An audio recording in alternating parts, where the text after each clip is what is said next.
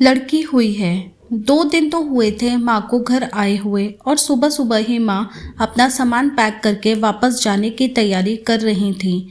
ऐसे ही तो ना आई थी माँ बेटे के घर। आने का कारण भी खास था। बहू की डिलीवरी हुई थी और दादी बनने का नसीब मिला था माँ को।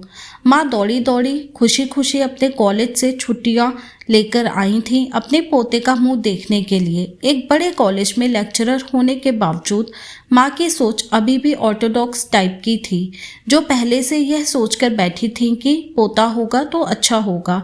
माँ के अरमानों पर तब पानी फिर गया जब बहू ने बेटे को नहीं बेटी को जन्म दिया। हालांकि माँ यह सब अपने चेहरे पर दिखाना नहीं चाहती थी, लेकिन उनका बर्ताव सारी बातें बयां कर रहा था।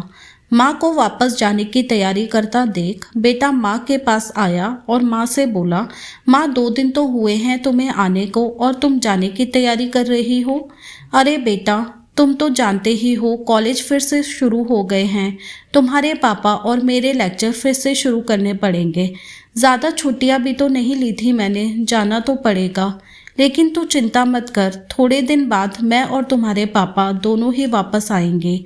अगले दिन सुबह सुबह माँ नहा धोकर जाने के लिए तैयार थी। बेटा किचन से चाय बनाकर माँ को देता है। माँ बेटे को बहू और पोती के बारे में पूछती हैं। बेटा कहता है दोनों सो रहे हैं। माँ बेटे से कहती हैं, खुशी की बात है बेटा, तेरे यहाँ लक्ष्मी ने जन्म लिया है। लेकिन मेरी मानो तो अब तुम और बहू मिलकर एक और बच्चा प्लान कर लो ताकि तेरी फैमिली पूरी हो जाए। हो सकता है मेरी बातें तुम्हें पुराने ज़माने की लगे, लेकिन थोड़ा प्रैक्टिकल होकर सोचो। बेटा अच्छे से जानता था कि माँ जो कह रही थी और जो कहना चाहती थी वह बातें दोनों ही बहुत अलग थीं। बेटे ने अपने जेब से अपना मोबाइल फ़ोन निकाला और उसमें कई मैसेजेस माँ को दिखाए और बोला, देखो माँ, तुम्हारी बात तुमसे पहले यह दर्जनों लोग मुझे मैसेज में कह चुके हैं। हर कोई डायरेक्टली या इनडायरेक्टली मुझे यही कहने की कोशिश कर रहा है कि बेटा होता तो अच्छा होता, या फिर आगे बेटे के लिए ट्राई करो। माँ, तुम चाहे मुझे जो भी समझाने की कोशिश करो, लेकिन मैं यही कहूँगा कि तुम और पापा दोनों ही अभी भी पुराने सोच को पकड़े हुए हो। और ऐसा मुझे इसीलिए कहना पड़ रहा है क्योंकि अगर मेरा बेटा हुआ होता तो आप इतनी जल्दी जाने की तैयारी ना कर रही होती और उसे अपने हाथों में लेकर यहाँ से वहाँ खिला रही होती और पापा भी यहाँ पर होते। 21वीं सदी में जी रहे हैं हम, फिर भी ऐसी मान्यताएं। और आप दोनों से मुझे यह उम्मीद न थी। आप हजारों बच्चों को लेक्चर देते हो और खुद इस तरह के विचार रखते हो।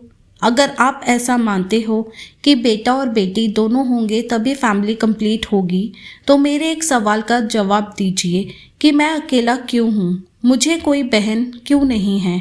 माँ के पास बेटे के सवालों का कोई जवाब न था। वो अपनी नज़रें झुकाए वहाँ से चली गई। बेटा अपनी माँ से बहुत प्यार करता था। वह बिल्कुल उनका अपमान करना नहीं चाहता था, लेकिन गलत विचारों का समर्थन करना भी उसे ठीक नहीं लगा। यह सारी बातें बहू ने भी सुन ली थीं। बेटे ने उसके पास जाकर उसका उतरा हुआ चेहरा देखकर उसे समझाते हुए कहा, देखो चारू, तुम्हें माँ की बातों से या किसी और की बातों से परेशान होने की ज़रूरत बिल्कुल नहीं है। मुझे कोई फ़र्क नहीं पड़ता कि मुझे बेटा हुआ है या बेटी। मेरे लिए यही बड़ी बात है कि मेरी बेटी स्वस्थ है और खुश। चारू बोली, मैं माँ की बातों से या किसी और की बातों से बिल्कुल परेशान नहीं हूँ, लेकिन हाँ, मैं परेशान ज़रूर हूँ। मैं एक समाज सेविका हूँ और मैं हर दिन कई लड़कियों से मिलती हूँ।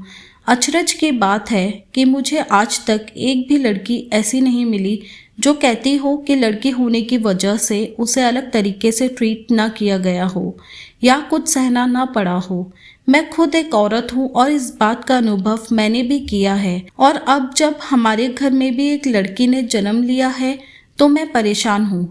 पति अपनी पत्नी को समझाते हुए कहता है। कल्पना चावला, रानी Lakshmibai, PV Sindhu, Pratibha Patil, mother Teresa, Kiran Bedi. List इतनी लंबी है कि कभी ख़त्म ही ना हो। क्या इन सब ने यह सब फेस नहीं किया होगा? ज़रूर किया होगा, लेकिन उन्होंने दुनिया को जो साबित करके दिखाया है और जिस मुकाम पर वे पहुंची हैं, वही हर लड़की को हौसला देने के लिए काफ़ी है और इन सब में जो सबसे पहला नाम आएगा जो हमारी बेटी को हौसला देगा वह होगा चारू शर्मा का, यानी कि तुम्हारा। हमारी बेटी की हिम्मत और ताकत बनोगी तुम। सिर्फ महिला दिवस मनाने से या देवियों की पूजा करने से लड़का लड़कियों में समानता नहीं आएगी। यह समानता तब आएगी जब हम अपने विचारों को जड़ों से बदल पाएंगे। उम्मीद करती हूँ आज की यह कहानी आपके दिल को छू पाई होगी। अगर ये कहानी पसंद आई है तो लाइक, शेयर, सब्सक्राइब करें और इस कहानी को लेकर आपकी क्या राय है हमें कमेंट सेक्शन में लिखकर ज़रूर बताएं।